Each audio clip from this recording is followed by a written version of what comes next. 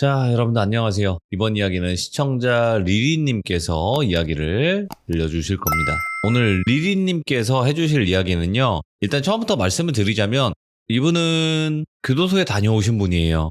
교도소에 다녀오신 분인데 아마도 비난도 많이 받을 수도 있을 겁니다. 다녀오신 것만으로도. 그렇지만 용기 내서 오늘 이야기를 들려주시는 이유가 절대 교도소에 가면 안 되는 이유를 여러분들께 말씀을 드리고자 이렇게 용기 내서 참여를 해주시는 거고요. 그리고 절대로 교도소 안에서의 일들을 미화할 목적은 전혀 없다는 점 여러분들 알고 이야기를 들어주시면 더욱더 좋을 것 같습니다. 바로 만나볼게요. 여보세요? 네, 안녕하세요. 반갑습니다. 네. 안녕하세요. 네, 반갑습니다.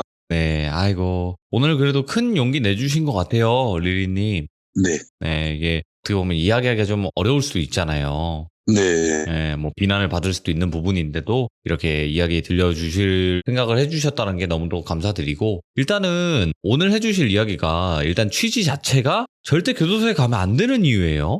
네, 네. 네, 그래서 바로 한번 어떤 이야기인지는 들어봐야 될 것 같으니까 출발을 네. 해보도록 하겠습니다. 렛츠가 길이십니다. 리리예요.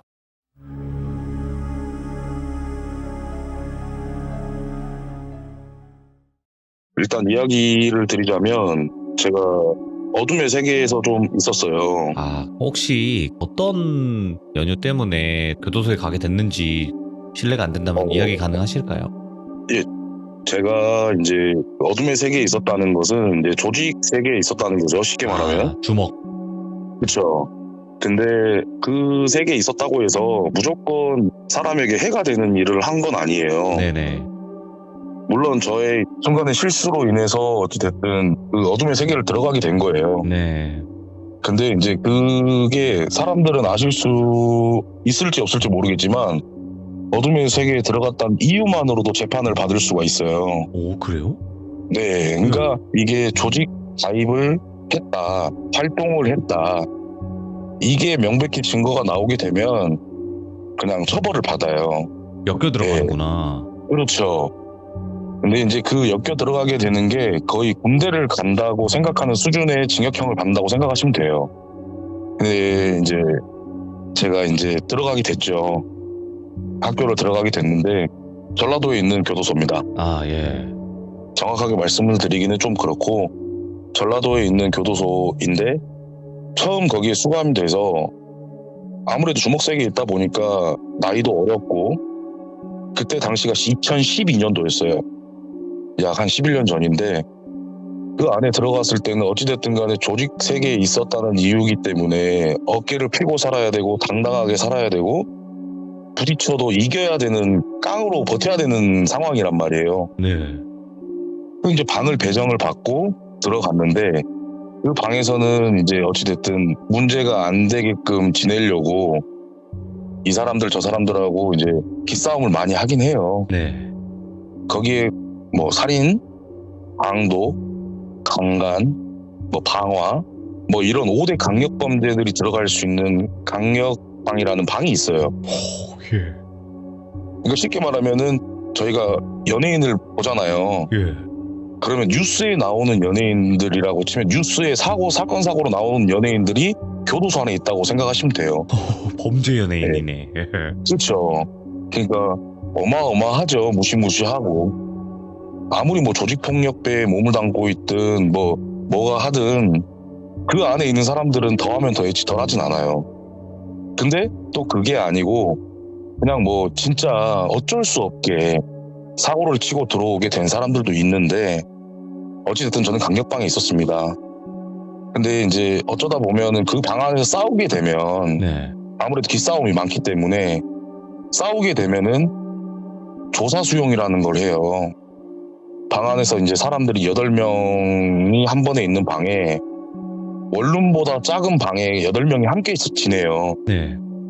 그럼 그 방에서 얼마나 티격태격하겠어요, 한여름에. 드라마에서 많이 네. 봤습니다, 영화나. 아, 그쵸. 네. 슬기로운 깜빵 생활이 거의 90%가 비슷하다고 생각하시면 됩니다.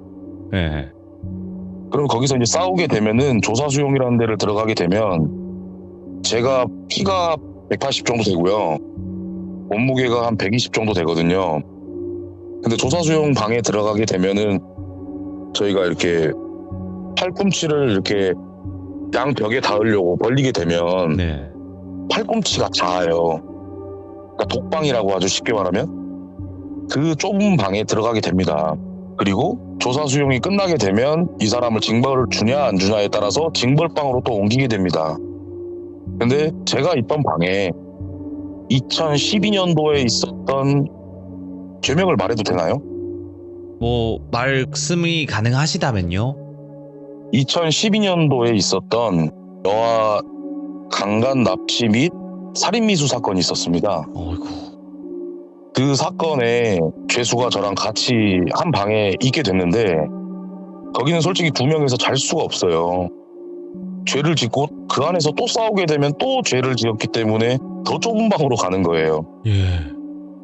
그 방에 들어가서 둘이 지내게 되는 날이 일주일이거든요. 근데 이제 그 일주일 동안에 제가 지내면서 첫날은 괜찮았어요. 대화를 아예 안 했으니까. 네. 그냥 주는 밥 먹고 잠 자고 아침에 일어나서 운동도 못하고 TV도 못 보고 라디오도 못 들어요. 아무것도 못해요. 면회도 못해요. 네. 그런 순간에 뭘 하겠습니까? 책밖에 못 봐요. 그러면 이제 책을 보고 있는 거예요. 사회 생각을 하면서 책 보면서 옛날 생각하면서 하고 있는데 옆에서 말을 걸더라고요. 형님 하면서. 예. 그래서 제가 그랬죠. 누구신데 저한테 형님이라고 하세요? 그랬더니 그 사람이 그래요. 형님이니까 형님이라고 하는 거죠. 근데 저는 사실 그 사람이 어떤 죄로 들어왔고 어떤 유명 인사인지도 알고 있어요. 아, 예. 그렇기 때문에 제가 건들기도 싫었고 대화도 하기 싫었고 예. 그냥 섞이고 싶지가 않았어요. 네. 근데 어떡하겠어요. 일주일 동안 죽으나 사나 거기 방에 살아야 하는데. 근데 이제 제가 그 일주일 안에 재판이 잡혀 있었어요. 재판이 잡혀 있었는데 그 친구도 재판이 잡혀 있던 거예요. 네. 그래서 이제 형님 하고 난 뒤로부터는 제가 대답을 안 하니까 대화를 안 걸더라고요. 네. 근데 이제 조직 세계에 있다고 보면은 각 사동에 선배들이 뭐 이제 물건을 챙겨주는 선배들이 있어요. 네. 사동 도우미를 통해서 몰래 뭐 이제 쪽지라고 하죠. 비둘기. 그거를 보내주면서 고생해라 건강해라 하면서 먹을 거 라면이라든가 뭐 계란이라든가 이런 거를 보내줘요. 예. 근데 갇혀있는 그 독방에서 뭐가 목에 넘어가겠어요. 징역 들어온 것도 서러운데 그거를 받아놓고 가만히 놔뒀는데 저녁에 저한테 말을 걸더라고요. 형님 저 라면 하나 먹어도 되겠냐고 물어보더라고요. 근데 걔가 저보다 한 살이 더 많아요. 예. 근데 저한테 자꾸 형님 하길래 내가 한 살 더 어리다. 형님 아니다. 그냥 말 편하게 해라. 그랬더니 라면을 집더니 먹어도 되냐. 아 먹어라. 계란도 먹어라. 계란 한 판에 30알이 들어있어요. 구운 계란이. 그게 3판이 있었어요. 네. 그리고 라면이 8개가 있었습니다. 생라면을 2개를 먹기 시작을 해요. 그러더니 다 먹고 나서 계란 한 판을 노른자 하나도 빼지도 않고 그 자리에서 한 판을 다 먹는 거예요. 어머, 예. 제가 아까도 말씀드린 저는 180에 120kg고 먹는 걸 굉장히 좋아합니다. 예. 근데 저도 그 한 판을 못 먹거든요. 근데 그 사람은 키가 180에 한 80 정도 돼요. 키로수가. 근데 그거 한 판을 다 먹길래 미친놈이구나. 저는 이제 그렇게 생각을 하고 그냥 다 먹어라. 나는 안 먹을란다. 그러고 이제 누워 있는데 하루가 또 지났죠. 그리고 재판 날짜가 됐습니다. 재판 날짜가 돼서 저랑 그 사람이랑 같은 재판에 같은 법정에 재판을 받게 됐어요. 돌비님도 아시다시피 뭐 많이 이런 사연들을 접하셨으니까 네. 1차적으로 검사 구형이라는 걸 받아요. 검사 구형을 받는데 저는 1년 6개월을 받았습니다. 1년 6개월을 받고 대기실이 있어요. 죄수들 대기를 하는 대기실이. 대기실에서 대기를 하고 있는데 저랑 같은 방에 있던 독방에 있던 그 사람이 재판을 나가는 거죠. 네. 그 사람은 제가 귀 기울이고 듣고 있었어요. 예.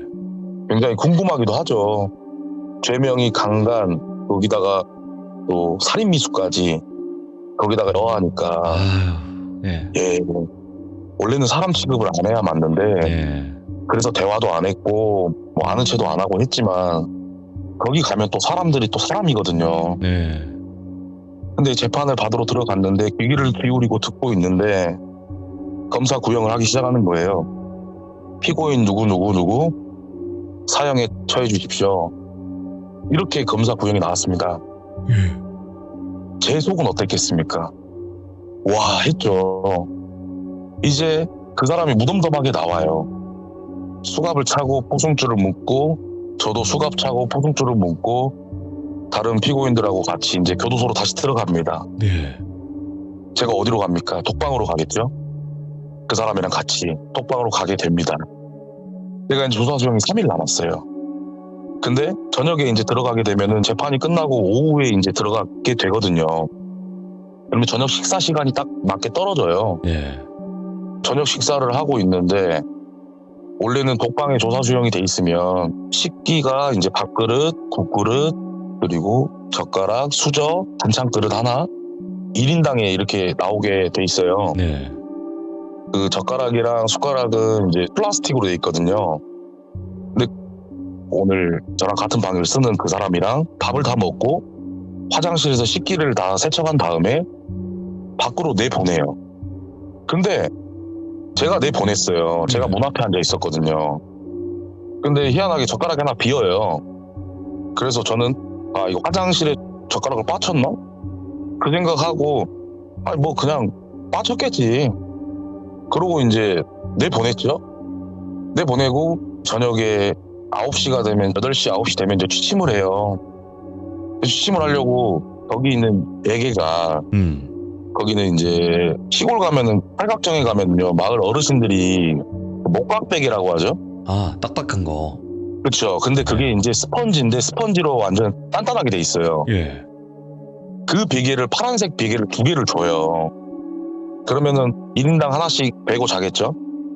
근데 이제 잠을 자려고 딱 누워 있는데 교도소는 365일 불이 꺼지지가 않아요. 자려고 누워 있는데 잠이 안 오는 거예요. 왜냐? 오늘 그 사람은 사형을 받았잖아요. 저는 1년 6개월을 받았어요. 그런 생각들이 들면서 눈으로 곁눈질을 하면서 슬쩍슬쩍 쳐다보긴 했어요, 제가. 근데 뭐를 꼼지락꼼지락 자꾸 하더라고요. 그러면 이제 실리콘 스펀지로 돼 있는 베개가 손가락이나 손톱으로 뚫거나 하면은 뚫어져요. 예. 그리고 젓가락으로도 쉽게 뚫으면 뚫을 수 있어요. 근데 거기서 젓가락이 반이 나와 있는 거예요. 제가 이제 솔직히 어둠의 세계에 있다고 하면은 사람들이 다 이제 뭐 겁이 없고 그냥 막 들이붓고 막 이렇다고 생각을 하시는데 저도 사람이거든요. 그럼요. 무서울 때 무서운 거. 무섭죠. 당연히 무섭죠. 더군다나 오늘 사형을 받았어요. 무슨 일을 꾸며도 꾸밀 수 있는 사람이거든요. 예. 젓가락이 반틈 나와 있는데 젓가락이 굉장히 밑에가 뾰족해요. 그 젓가락을 빼서 들더라고요. 앉아요. 저를 쳐다봐요. 제가 뭐냐 그랬죠. 예. 그냥 들고 있다는 거예요. 말이 돼요 그게. 저는 그거 주라. 내줘야지. 아까 왜 안 내줬냐. 그거 줘야 될 거 아니냐. 이제 목소리가 제가 점점 떨리기 시작한 거죠. 그랬더니 그 사람이 저한테 하는 말이 젓가락을 내가 주면 너는 내줄 거고 나는 자야 되는데 잠이 안 오지 않냐. 저는 그 말을 이해를 못했어요. 뭔 말이지 그게? 볼비님도 이해하셨나요? 아니 이게 정확하게 어떤 맥락이 있는 건 아닌 것 같은데. 저는요 그 순간에는 이해를 못했습니다. 예. 젓가락을 내주면 내가 잠이 안 온다 이거예요. 쉽게 말하면 잠자지 마라. 너 자지 마라. 와. 너는 잠이 오냐 이거죠. 너를 죽여버릴 수도 있는데 잠이 오냐 이거예요. 제가 그걸 약 한 길게는 2, 3분 정도 있다가 깨우친 거예요. 그래서 일어났어요. 예. 일어나서 바로 징벌 조사 수용방 앞에는 약간 떨어져 있지만 교도관님들이 야간 근무를 쓰고 계셔요. 문을 제가 통통통 쳤죠. 10시가 넘어가는 시간이었습니다. 문을 통통통 쳤더니 교도관님이 오셨어요. 네. 제가 뒤에서 이제 욕을 하면서 그랬죠. 교도관님, 저 자식 봐라. 오늘 사형받았다. 젓가락 들고 있다. 나보고 여기서 어떻게 자라고 하는 거냐. 저 사람이 사형받아서 나한테 무슨 짓을 할지 어떻게 아냐. 나 여기서 내보내달라. 아니면 다른 방으로 보내달라. 예. 그럴 일 없으니까 그냥 자라는 거예요. 예. 아니 어떻게 잠이 옵니까? 사람 돌아버리죠. 제가 부탁을 했습니다. 사정. 저 정말 사고 안 치고 정말 부탁드리겠습니다. 제발 저 여기서 나가게 좀 해주십시오. 다른 방으로 옮겨주시든지 아니 밖에서 자든지 제발 저 좀 빼주십시오. 근데 그게 쉽지가 않거든요. 그 젓가락 갖고 있다고 얘기하시지. 갖고 있다고 이야기했죠. 젓가락을 안 내주고 갖고 있다고. 예. 근데 이제 젓가락을 뺏어갔을 거 아니에요. 젓가락을 내달라 반출해달라 해서 뺏어갔어요. 예. 갔는데도 잠이 안 오는 걸 어떻게 해요 제가. 생각을 해보니까 쟤는 사형받았어요. 무슨 일을 해도 내가 지금 여기서 죽는다 해도 쟤는 어차피 또 똑같은 사형일 텐데 무슨 짓을 할지 어떻게 알겠습니까? 사람이라는 게 그 심리적인 변화를. 네. 그래서 제가 이제 교도관님한테 사정을 해서 안 되니까 거기 방 안에도 벨이라는 게 있습니다. 그 벨을 누르게 되면 교도관님들 중에서도 조금 높은 주인님이라고 하는데 그 주인님께서 직접 벨 소리를 듣게 돼요. 그렇게 되면 이제 사고가 났다는 걸 알리게 되는 거죠. 그러면 저는 그걸 눌러요. 그래서 그 주인님이 오셨어요. 네. 야간에. 근데 그 주인님이 이제 저랑 조금 친하게 지내던 주인님이었는데 야간 근무를 쓰고 계시더라고요. 왜냐면은 교도소 안에는 조직폭력배들이 아마 교도관들하고는 제일 많이 친해질 수밖에 없는 사이거든요. 아무래도 뭐 방 생활에 문제가 되지 않아야 교도관님들한테도 문제가 가지 않기 때문에 네. 질서 유지도 하면서 뭐 이제 그런 소통도 많이 하고 그래요. 그래서 이제 주인님이 오셨는데 땡땡아 무슨 일이냐. 저 면담 한번 신청하겠습니다. 제발 저 이 방에서 빼주십시오. 그랬더니 저를 빼주더라고요. 원래 그 시간에는 문을 절대 열어주지 않아요. 무슨 일이 있어도. 근데 제가 이제 사색이 돼서 있으니까 당연히 빼주겠죠. 그래서 커피를 한 잔 마시자고 하면서 사무실에 가서 이야기를 합니다. 오늘 저 사람이 구형 사형을 받았고 죄명이 물론 여아의 강간의 살인미수지만 나는 무섭다. 그 방을 들어가서 나는 못 자겠으니 제발 저를 다른 방으로 옮겨주든 좀 빼달라. 하루만 참으라는 거예요. 지금 이 시간에 어떻게 가냐. 이제 제가 사정사정 부탁을 해서 시간이 계속 끌어지니까 11시, 12시 막 이렇게 된 거예요. 그러다 보니까는 이제 그쪽에서도 힘이 붙였는지 교도관님이 부탁을 들어주시더라고요. 왜냐, 오늘 이제 그 사람의 재판 결과를 들었으니까 아무래도 무슨 일이 벌어지면 교도관님들도 어떻게 보면 쉽게 말하면 무사하지 못하니까요. 그래서 다시 제가 있던 방으로 들어가게 됩니다. 그 뒤로부터 제가 살인미수라든가 강간죄로 들어온 분들 중에 여아를 건드렸다고 하면 그 방에서도 가만두지 않았습니다. 정말 가만두지 않았어요. 많이 혼내줬습니다. 정말 그런 범죄로 다른 범죄들도 물론 혼나야 마땅하지만 저도 마찬가지겠지만 그건 너무 아니라고 생각을 합니다. 왜냐면 제가 딸을 키우거든요. 그리고 그 안에서는 최악의 범죄 죄질? 좀 그렇게 네. 친다고 하더라고요. 강간이라는 범죄가 솔직히 그게 남자 여자로서가 아니라 이렇게 남자도 강간을 할 수 있는 거고 여자도 강간을 할 수 있는 거죠. 쉽게 말하면.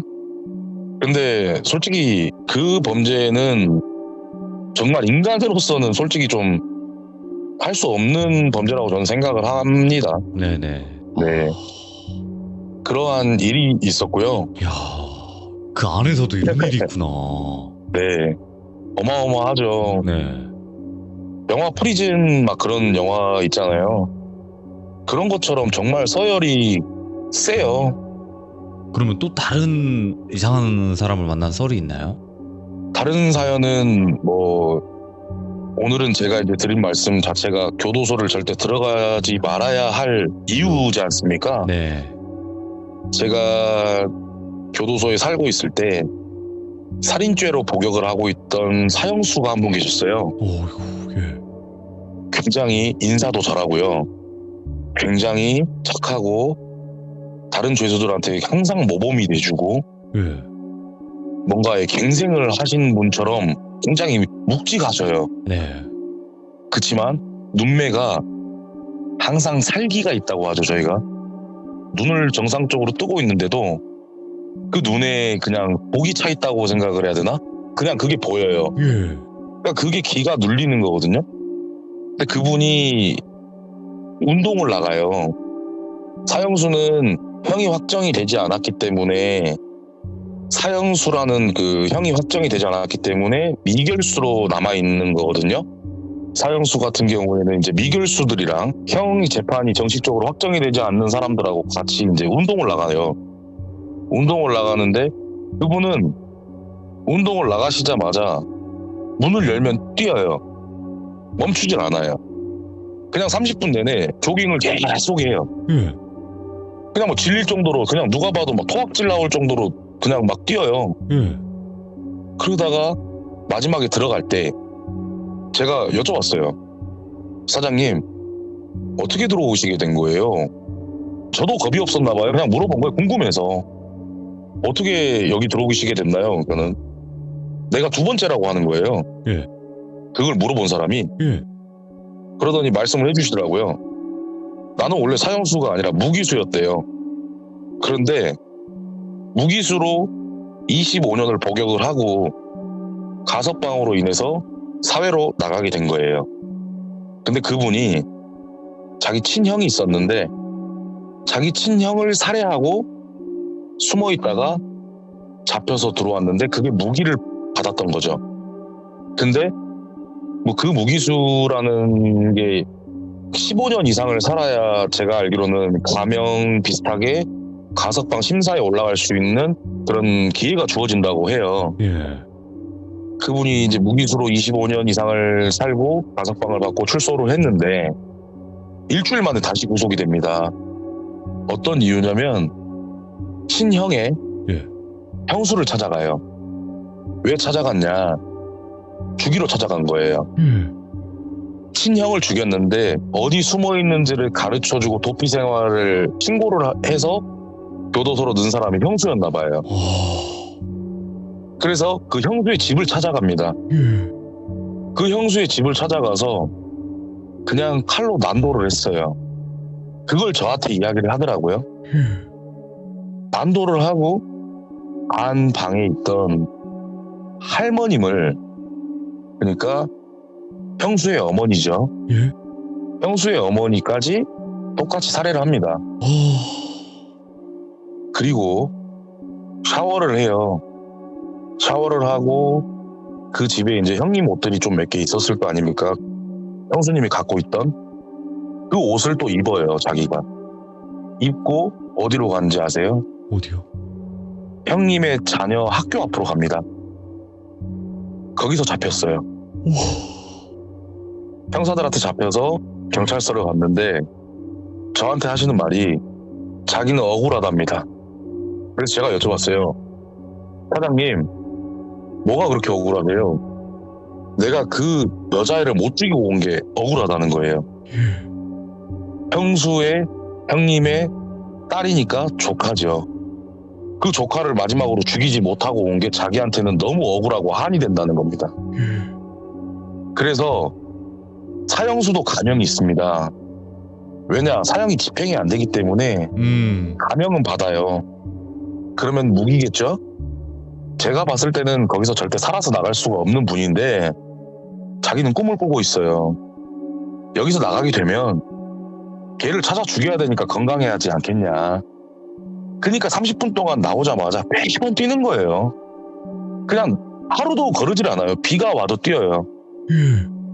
저희는 비가 오면 처마 밑에 들어가서 앉아 있다거나 다른 죄수들하고 이야기를 한다거나 그런단 말이에요. 예. 필요 없어요. 그냥 뛰어요. 30분 내내 쉬지도 않고 뛰어요. 그냥. 그 이유가 그 이유랍니다. 와, 이거 옛날에 교도소설 들려주셨던 분도 한 분 계셨었는데 네네. 그분 얘기랑 비슷한데 그때는 하이브리드 형님이었나? 하이브리드 그 파란 번호표 다는 사람들 있잖아요. 안 잡히려고 네, 마약 사범들. 네, 막 뛰어다닌다고. 그렇죠. 마약 사범들 분들도 어마어마합니다.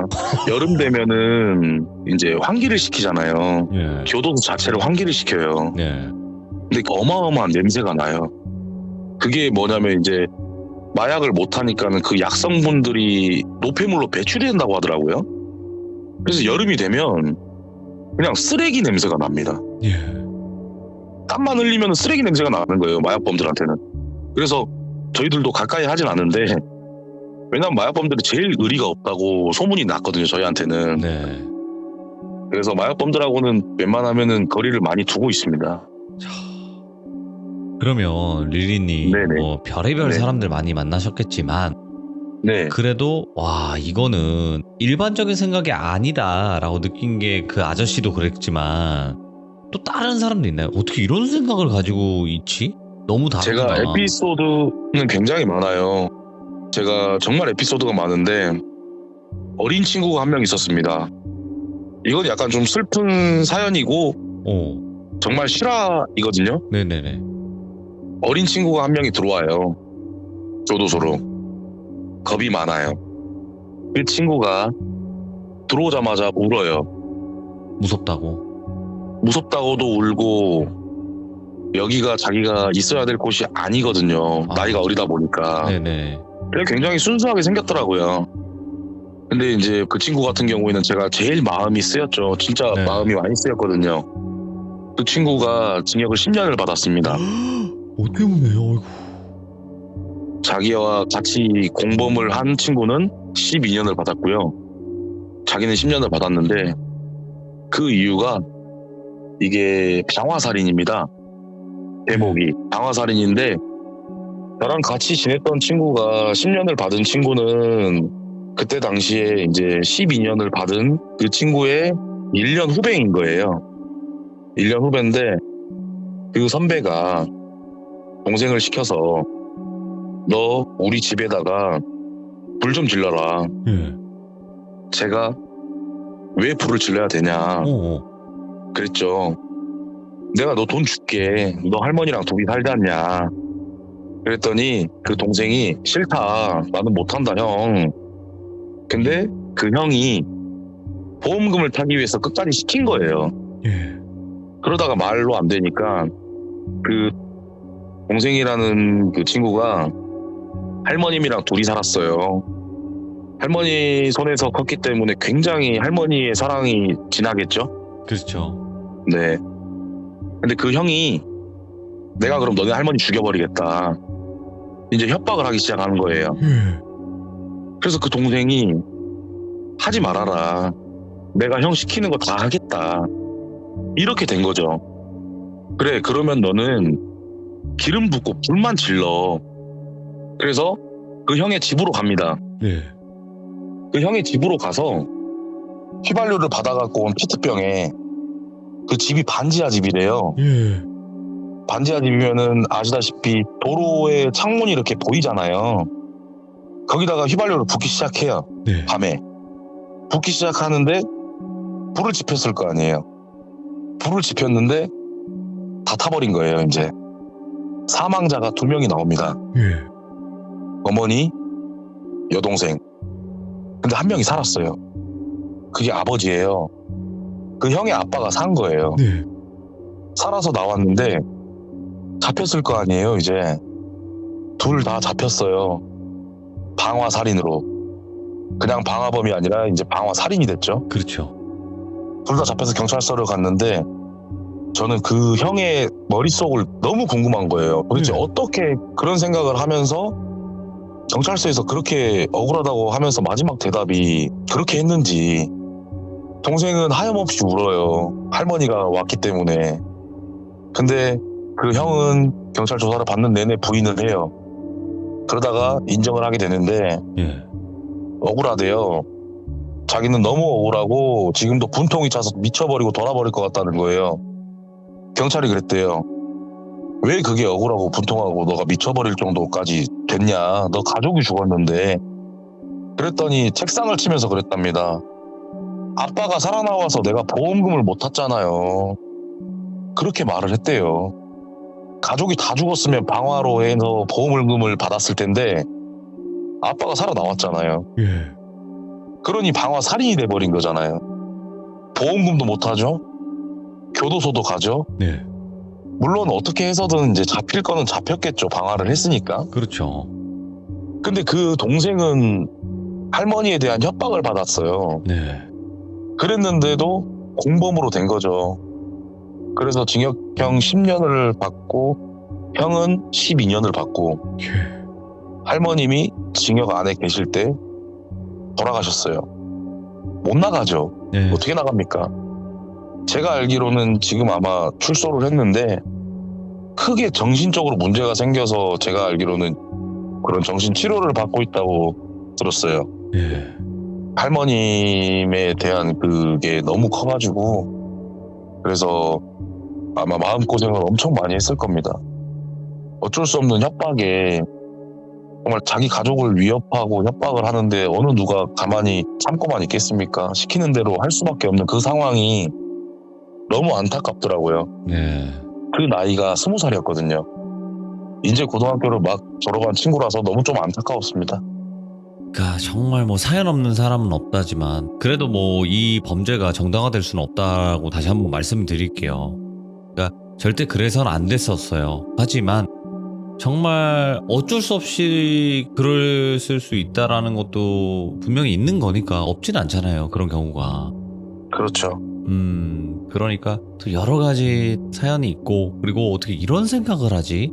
어떻게 사람이 사람으로 태어나서 이렇게 했을까? 이런 일들이 너무 판을 치네요. 여기가. 네, 정말 무서웠습니다. 그러니까 그런 사람들이 많잖아요. 그러니까 그런 사람이 아닌 경우도 많겠지만 그런 사람들도 많이 있는 곳이 교도소다 보니까 절대 이런 네. 곳에는 가지 말아달라라고 리리님께서는 이야기를 해주신 거예요. 그죠? 네, 그렇죠. 네, 그리고 리리님도 오늘 솔직히 이런 이야기 들려주시기가 쉽지 않았을 거라고 저는 생각을 해요. 왜냐면 리리님도 어쨌든 다녀오셨으니까 범죄자잖아. 이렇게 그냥 치부해버릴 수 있는 거거든요. 네, 근데 그것까지 각오하시면서 저랑 이야기 나눴고 그래도 참여해 주시겠다 이렇게 말씀을 하신 거예요. 저한테. 절대로 이런 범죄를 미화할 생각은 전혀 없습니다. 그거는 리리님이나 저나 마찬가지고요. 네, 네, 그래도 우리가 알기 힘든 공간 안에서의 일들을 어떻게 보면 적나라하게 들어봤어요. 뭐 많이 빼실 건 빼셨겠지만. 그렇죠. 저도 뭐 이제 제가 뭐 이걸 보면서 네. 교도소 예전에 이야기를 하신 분을 봤어요. 그렇죠. 예, 교도관님도 계셨고. 네, 정말 제가 그 1년 6개월 살면서 많은 일들이 있었어요. 그렇지만 죄는 죄예요. 법에 어긋난 건 맞는데 저는 네. 그 이후로 지금까지도 단 한 번도 경찰서를 가지를 않습니다. 정말 마음으로 이제 좀 항상 생각을 하고 되새기고 있거든요. 제가 뭐 잘난 건 아니지만 지금은 베풀고 살고 있고요. 누구보다 더 열심히 살려고 노력하고 좀 한 가정의 좀 가장으로서 네. 더 노력하려고 합니다. 맞아요. 우리 뭐 죄짓고 살지 맙시다 이거잖아요. 그죠? 그리고 어쨌든 죄값을 받고 나왔을 때 더 열심히 사시는 분들도 분명히 있어요. 근데 그냥 어떤 범죄자였다라는 그런 편견으로 인해서 더 계속 그쪽으로 빠지시는 분들도 분명히 있다 보니까 하지만 무서운 곳은 무서운 곳이구나 이런 걸 간접적으로나마 느낄 수 있었던 그런 시간이었던 것 같습니다. 네, 감사합니다. 네, 아이고 오늘 리리님 너무너무 고생 많으셨고 다음에 네. 또 다른 이야기가 있으시면 또 들려주시면 좋을 것 같아요. 듣고 싶다고만 하신다면 네, 뭐 거기서 1년 6개월이라는 시간이 적은 시간은 아니거든요. 그렇죠. 네, 그렇기 때문에 이야기는 굉장히 많지만 나중에 뭐 돌비님께서 와서 들려주세요 하면은 네, 제가 도와드리도록 하겠습니다. 또 이쪽 이야기는 지금 담당하시는 분이 없어요. 사실 네네. 듣기도 힘든 이야기고요. 많은 분들이 뭐 겪어보시고 가지고는 계시겠지만 용기 내서 참여해 주시는 분이 드물어요. 이 이야기는. 네. 그렇다 보니까 너무너무 감사드리고 앞으로는 항상 좋은 일만 가득하시고 파이팅 하시기 바라겠습니다. 감사합니다. 시청자분들도 응원해 주셔서 감사합니다. 너무 고맙습니다. 돌비님. 네, 돌비님 파이팅입니다. 파이팅입니다. 네. 자, 여러분들께도 다시 한번 말씀을 드립니다. 절대 범죄를 저지른 그 범죄 이력은 정당화돼서는 안 되고 미화돼서는 안 됩니다. 하지만 이 안에서 이런 일들은 실제로 일어나고 있습니다. 그래서 리리님 같은 경우는 그 안에서의 이런 섬뜩한 이야기들도 있다, 이렇게 들려주신 거라고 보시면 될 것 같고요. 그리고 정말 무서울 게 없는 사람들인 것 같지만 정말 무섭다, 또 이렇게도 말씀을 해주신 것 같아요. 우리가 잘 모르는 세계다 보니까 더 뭔가 섬뜩한 그런 이야기들도 많았던 것 같은데, 여러분들도 그렇게 생각을 해주시면 더 좋을 것 같습니다. 뭐 비난을 피할 수는 없을 거예요. 비난을 피할 수는 없겠지만 그래도 너무 무자비한 비난은 안 해주셨으면 좋겠다라는 말씀 전해드리면서 이번 사연 마치도록 하겠습니다. 감사합니다. 고맙습니다.